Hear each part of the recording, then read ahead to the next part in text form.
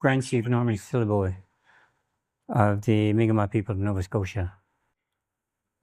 Took me a while to find out that Norman had just come out of the hospital with a very serious operation. He can't participate, so he sent me some words, which is pretty incredible, because he was told not to do anything. I'd like to read his words verbatim, and I'd like to include them in this conference. Kiji Sagama, Grand Chief's key message: coming together and build these plans together. Rights are not negotiable, and they're not for sale. They are inherent rights, and they will continue. We need to stand firmly that our treaties are not negotiable, arguable, or debatable. We need to make our own decisions, and we'll do this collaboratively.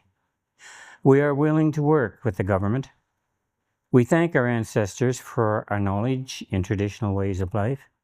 I want to encourage the Mi'kmaq Nation to continue coming together to strengthen relationships and demonstrate what it means to be a treaty people, with allies along the way.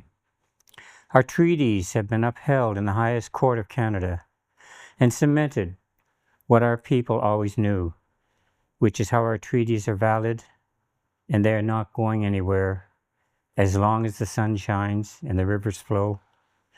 This is our inherent right.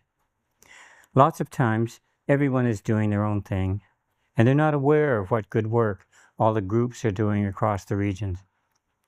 We can strengthen connections to ensure every community is aware of work that is going on.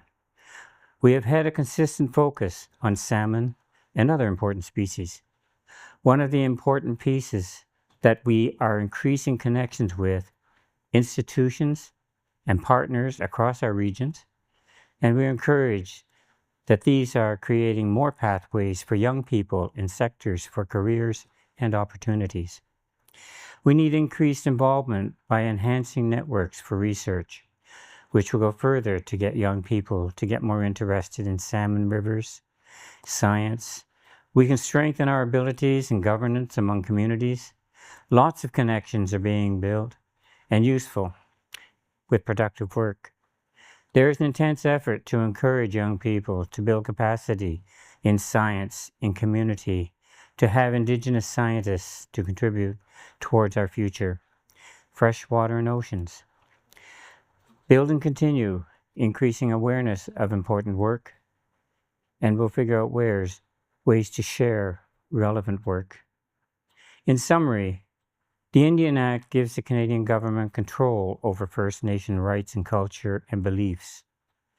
But unfortunately, they've been stripping the pride and our dignity. So these are the words of the Grand Chief Norman Silliboy. He's a very special friend, and I certainly appreciate him taking the time to put this together, especially after just coming out of the hospital. Thank you very much, Grand Chief.